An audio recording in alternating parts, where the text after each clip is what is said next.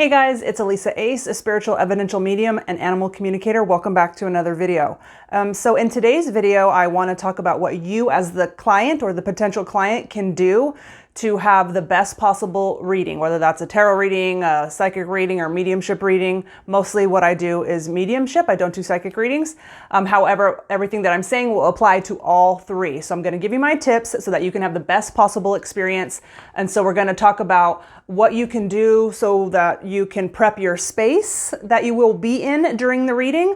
And then we're going to talk about what you can do, kind of spiritually to have the best reading and the best connection for your person or your pet in spirit. So the first thing, which sounds very obvious, but it would be to have a private place ready for the reading. So schedule on a day where, I don't know, the kids are at a babysitter's house or the family's not over, pick a day where you can have some privacy and some quiet. I can't tell you how many readings I've done with the dogs running around crazy and barking and kids coming in and out of the room and they're constantly saying, shh, go, get out, I'm doing a reading.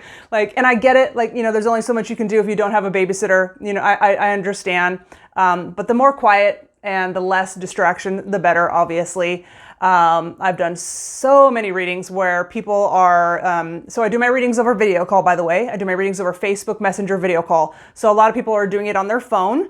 And so they're looking at me on their phone, and during the reading, they're walking around with their phone. So they're walking around with me, doing chores or whatever, walking all over around the house, walking past people in their house, and the phone's all shaking around, and I'm like getting dizzy. So this is a sacred encounter connecting to spirit. So better to, have a respectful, quiet, private place, ready. I've done so many readings where people are rolling, and then smoking I've seen it all. So a quiet, private place is the best way to go. Have decent lighting. You can have pen and paper ready if you want to take notes.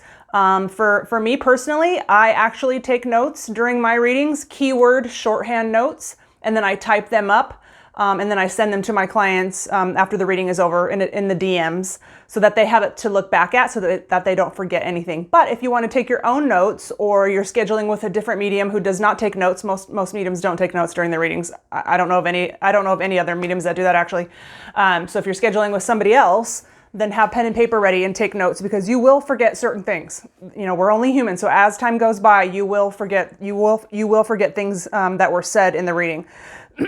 So pen and paper, have a bottle of water ready so that you can stay hydrated. That's really important. It's also good to eat before the reading or within the, a couple hours before the reading so that your stomach is not growling and you're not starving during the reading. That happens all the time too. Have tissues ready because there's a very high chance that you're going to cry. I would say 99.9% of people in my readings cry. Totally normal. We're all human. This is a space for emotions, a safe space for emotions. So have some tissues ready so you're not wiping your nose on your hand. Go pee first. Go pee first before you're reading. Let's see. Another thing that's kind of important for me anyways is have a space you're going to be comfortable. There's so many people do not think about this before the reading, and then they just, when the reading starts, they're like, where should I sit? Where should I go? And then they're kind of trying to lean on something, and they're super uncomfortable during the reading. I can barely see them. It's dark, all these things. And a lot of them try to hold the phone during the reading, and the phone's moving all around, which is a distraction to me. And I tell them, we're going to be here for a while, because I don't know about other mediums, but my readings are on the longer side. As of now, my readings go anywhere from 60 to 90 minutes. I don't time them. So that's a long reading. So you do not want to be holding your phone for, 90 minutes. So sit at a desk, sit at your couch. If you've got a coffee table in front of you, sit at the kitchen tables and find something heavy, a vase or, a giant water bottle like this, and then lean your phone up against it if you're doing the reading on your phone so that you're not holding your phone. Just lean your phone up against something so you have your hands free so that you can be comfortable. Holding the phone the entire time is not it, I promise you. Another thing is have your phone charged. A lot of times people say, uh-oh, my phone's about to die. So have your phone charged. And or sit next to where there's an outlet so you can plug it in during the reading. Because again, my readings are long and your phone might end up dying. Let's see. Allow yourself enough time. So that kind of goes along with, scheduling during a good time that's good for you. So don't schedule when the kids are going to be home from school and 45 minutes later. Don't do that. Give yourself, at least if you're scheduling with me, just give yourself a 2-hour slot just to be safe, where you're going to be uninterrupted, where you're not feeling stressed. So maybe don't schedule like right before you have a doctor's appointment and you're like thinking about that. Give yourself a space where you can, because it's for you. This reading is for you. So, optimize it in that way. So allow yourself enough time. Pick a time where you're not going to be stressed or rushed. Don't be hungry. Also, have your questions ready. If you have a question for your person or pet in spirit. If you don't, that's fine. And a lot of times, any questions that you have will already be answered in what the medium will tell you by the end of the reading. And so, yeah. So if you have a question, write it down. Let's see. Another thing is make sure that you're ready. I can connect very quickly after somebody has crossed over. I've done readings with people that have crossed over 2 days before, 3 days before. So in my personal beliefs, there's no issue with that. And I respect if other people, think differently. But it's more important that you wait until you're ready. So, and that might be 1 week for some people, and it might be 3 months for other people. Yeah. So just make sure that you're ready to connect with your loved one. Okay, so I get a lot of people when they're scheduling with me, and I'll say, okay, so I've got you in my schedule for this day at this time, I'll see you then or whatever, and they'll reply with, okay, can't wait, but I'm really nervous. I hear that all the time, and I feel like saying, no, don't be nervous. At least not with me, because I'm like the most laid back person in the world. I will definitely make you comfortable.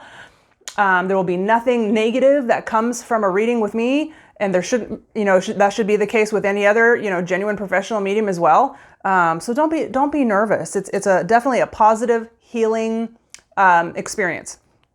So with saying that, you can take some deep breaths right before your reading, kind of calm yourself down, have some water, ground outside, maybe in the backyard in the sunlight for 10 minutes beforehand.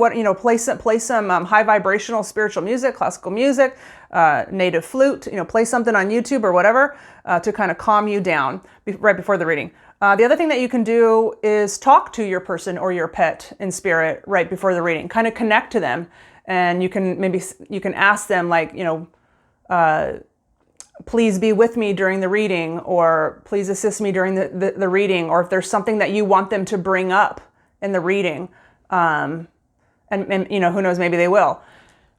So yeah, just talk to them and connect to them before the reading. I feel like that kind of helps. I don't know if it's necessary, but I feel like it definitely can't hurt, because I've heard so many times in my readings after we're done and we're chatting a little bit, and the person will tell me like, I talked to my pet or, my mom or whatever in spirit right before the reading, and I told them this, or I asked them to do this, or I asked them to be with me, and the reading goes very well. And then the last thing that I'll mention real quick is I give my clients an option when we start the reading. So I tell them, first of all, do you want to connect to a person or a pet in spirit? And if they say person, for example, I'll say, okay, do you want me to connect to somebody in particular? Or do you want to just see who comes through? That is an option, at least with me. However, I will say that there has been several times when people choose the just see who comes through. I just want to see who comes through. It ends up being the person that they didn't necessarily want. It ends up being the person that was not their first choice. And it often ends up being more of a reading for someone that's in the house with them, or in a different part of the room with them, or for their spouse. That has happened so many times. And so that's why I say, like, really make sure that you're okay with just seeing who comes through, if that's what you want to do. Otherwise, you'll just tell me the relationship of the person that you want to connect to. I don't like names. I don't want anybody giving me names, just in case people in spirit, because they give me names all the time as a piece of evidence. So don't tell me their name. You just tell me, I'd like you to connect to my mom. That's all I need to know. But either one is an option. And same goes with pets. I think that's all that I can think about as far as my tips. So I really hope that helps you for people that are wanting to schedule with me or a different medium. Check out my last video. I'll link it in the comments below. The last video I did was all about what I do to prepare to give a mediumship reading. So what I do before a reading. So if you're interested in that, the link to that video will be down below. Please subscribe. Please hit the bell notification. If you don't hit the bell, you'll never see my channel again. That's just the way YouTube works. Please leave me a comment. It really helps my channel. And if you want to go above and beyond to help my channel, then please share one of my videos on your social media. So thanks for watching the video. Please make sure to follow me on my Facebook mediumship page, which is Elisa Ace /spiritual medium. That will also be linked in the pinned comment below in the comment section. That's where you can contact me if you'd like to schedule a reading with me to connect to a person or a pet in spirit, or to connect to a pet that's alive, so an animal communication reading. And even if you don't want to schedule a reading, still follow me on my Facebook mediumship page. I post a lot of other content on there that's not on this page. For example, I make a lot of posts telling the evidence that pets give me in the readings, and then I include pictures of the evidence that my clients send to me. So people seem to really like those posts. So follow me over there regardless. Thanks for watching again, and I'll see you guys. There's my squeaky chair. It has to talk before I end a video. Thanks for watching, guys, and I'll see you in the next video. Bye.